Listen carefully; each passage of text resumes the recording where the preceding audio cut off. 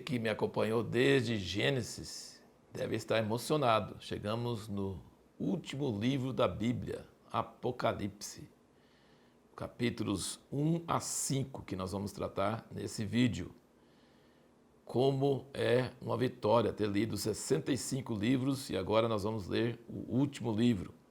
E o último livro tem muito a ver com os nossos dias, os últimos dias antes da volta de Cristo. Tem muita coisa que é para acontecer ainda, que ainda não aconteceu. E a nossa pergunta no último vídeo foi: qual é a maior chave para compreender o livro do Apocalipse? Está nos primeiros versículos, né? A chave sempre deve estar lá. Fala: revelação de Jesus Cristo que Deus lhe deu para mostrar aos seus servos as coisas que brevemente devem acontecer. Enviando-as pelo seu anjo, as notificou ao seu servo João, o qual testificou da palavra de Deus, do testemunho de Jesus Cristo, de tudo quanto viu. Você pode entender a revelação de Jesus Cristo, que é uma revelação que pertence a Ele, ou você pode entender a revelação de Jesus Cristo, que é a revelação dele. Você conseguiu ver Ele. E, de fato, quando você lê esse primeiro capítulo, você vê aqui no versículo 12, diz: voltei-me para ver quem falava comigo, e ao voltar-me vi 7 candeeiros de ouro.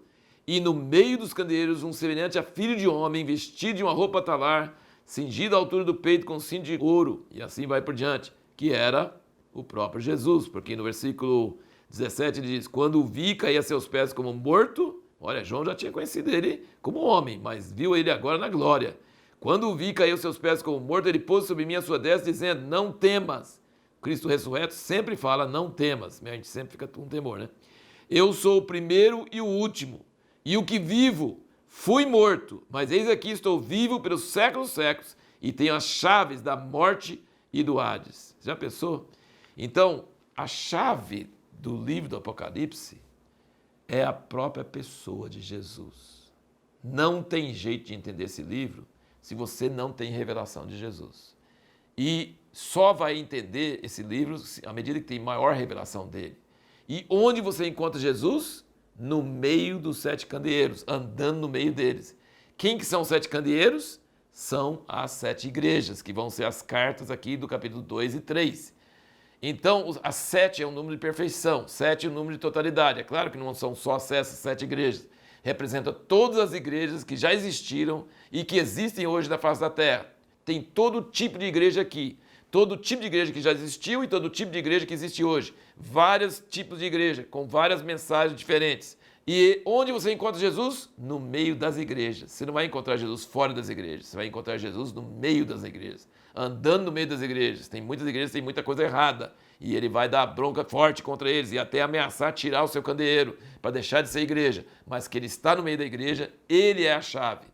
E sabe qual a exortação que vem no fim de cada uma das 7 cartas? Porque ele diz: escreve ao anjo da igreja em Éfeso, escreve ao anjo da igreja em Esmirna, escreve ao anjo da igreja em Pérgamo. Quem é o anjo? Não é o pastor, tá? O pastor não é anjo. O que é o anjo? É o mensageiro que traz a palavra profética para a igreja. Se você quiser entender mais sobre isso, é só você pegar essa apostila Visão Profética, que fala muito sobre isso. Principalmente a primeira parte, fala sobre os anjos da igreja, fala sobre essas várias 7 tochas, e fala sobre muita coisa aqui dos últimos dias e da visão de João aqui. O anjo da igreja, então, é o espírito profético que tem na igreja. Quem tem esse espírito profético capta o que o anjo está falando para aquela igreja. Deus entrega para o anjo da igreja aquilo que ele quer para aquela igreja. Mas quem é que recebe? Sabe que a transmissora é uma coisa. Deus está falando para o anjo da igreja. Mas quem recebe? Quem tem ouvidos para ouvir, ouça o que o Espírito diz à igreja. Então, como é que a mensagem chega? Pelo Espírito, para quem tem ouvidos para ouvir. Então, lembre bem, viu? O livro de Apocalipse não é um livro cronológico e não é um livro que vai ser cumprido literalmente, porque é como se fosse um sonho, uma visão, e tem muita tipologia e tem muitas figuras. Então, ele é um livro impossível de ser interpretado literalmente e nem cronologicamente. Não dá para interpretar. Então, a única chave mesmo para você realmente conseguir entender é você entrar em contato com Jesus, estar no Espírito e ter ouvidos para ouvir, e aí lendo e lendo, aquilo é vivificado e você vai saber na hora certa aquilo que você precisa saber.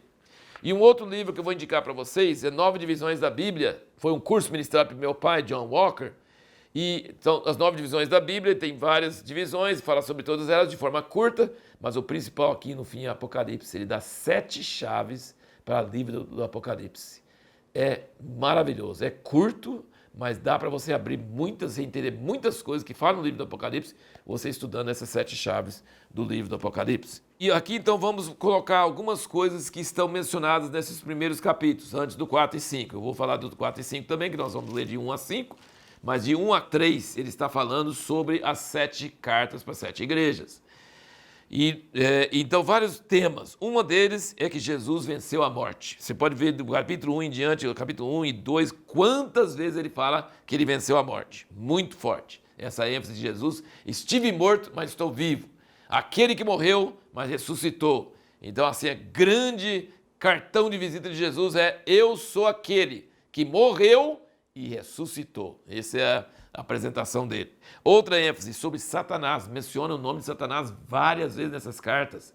Satanás vai ter uma atuação muito forte nos últimos dias e por isso que ele repete bastante vezes sobre Satanás aqui nessas cartas. Cuidado com isso, cuidado com aquilo. Satanás está aqui, Satanás está ali. Sinagoga de Satanás, trono de Satanás. Ele fala várias vezes sobre Satanás. E todas as cartas ele fala sobre o tesouro, a recompensa do vencedor. Ao que vencer, e ele dá cada promessa maravilhosa para os vencedores. Se juntar tudo dos vencedores, você vê como é maravilhoso. Vai reinar com ele sobre a terra, vai ter o nome dele, vai ter o maná escondido, vai ter acesso à árvore da vida, muitas promessas, muitas coisas maravilhosas. Principalmente a vida eterna, né? E a última ênfase que eu queria mostrar é o arrependimento. Não todas as igrejas, mas quase todas, ele fala: arrepende-te, arrepende-te, arrepende-te, arrepende-te. Você pode notar aqui, eu só vou citando, capítulo 2, versículos 5, 16, 21, capítulo 3, 3 e 19. Ele fala muitas vezes aí, tá vendo? Só aí são 5 das 7 igrejas, ele manda ter arrependimento. Arrependimento significa voltar, parar de agir como está agindo, voltar para Deus. A igreja de Éfeso, voltar ao primeiro amor, né? Praticar as primeiras obras, assim, tanta coisa. A igreja de Laodiceia também, ele fala várias coisas maravilhosas, importantes, alertas para a igreja. E aí então, chegamos nos capítulos 4 e 5. 4 e 5 são o topo da adoração, sim, são a cena de adoração que quase não tem palavras para expressar de tão maravilhoso que é. Descreve o trono de Deus, os 24 anciãos ao redor do trono e os 4 seres viventes que são os querubins, né? São seres que você já viu em Ezequiel, em vários outros lugares da Bíblia, mas toda vez que você chega no trono de Deus, você vai encontrar esses seres viventes falando santo, santo, santo, e essa coisa maravilhosa, tremenda do trono de Deus. E no capítulo 5 você vê que na mão de quem está no trono tem um livro com 7 selos, que fala sobre a nova criação, sobre tudo que Deus vai fazer na terra, todos os seus planos, só que o livro está selado e ninguém é digno de abrir os selos, então não pode vir essa nova criação. E aí João chorou muito, e aí ele falou assim: não chore, o leão da tribo de Judá venceu. E aí quando ele abriu o olho e viu o leão, não viu o leão, ele viu o cordeiro é o leão, coisa maravilhosa. E aí então esses 2 capítulos são cheios de adoração. Mostra que o livro do Apocalipse não é tão importante a marca da besta e todos os acontecimentos e as pragas. É mais importante a visão do trono de Deus e da adoração que existe lá. E isso vai intercalado no livro inteiro do Apocalipse, você vai encontrar essas cenas de adoração. Isso que deve encher nossa alma e nosso coração. Mas veja bem, o capítulo 4 fala sobre o Pai, Deus. E olha como é que eles falam. No versículo 11. Digno é, Senhor nosso e Deus nosso, de receber a glória e a honra e o poder, porque tu criaste todas as coisas e por tua vontade existiram e foram criadas. Quantas coisas falou? Glória, honra e poder. 3. A essência da Trindade, é o número 3. Né? Agora você vai aqui, quando chega o Cordeiro diante de Deus e pega o livro, e aí começa a adorar os 4 seres viventes, 24 anciãos, de versículo 8 do 5, né? Tendo cada uma delas uma harpa e taças de ouro cheias de incenso, que são as orações dos santos. Nossas orações nos faz fazer parte disso. Não só anjos e anciãos e seres viventes, mas nossas orações já fazem parte dessa cena de adoração. Isso é maravilhoso, é um privilégio. Versículo 12. Digno é o cordeiro que foi morto de receber poder, riqueza, sabedoria, força, honra glória e louvor. 7 coisas, tá vendo? 7 é a união de Deus, que é 3, com a criação, que é 4. Então, o capítulo 4 é Deus, 3 coisas, Trindade.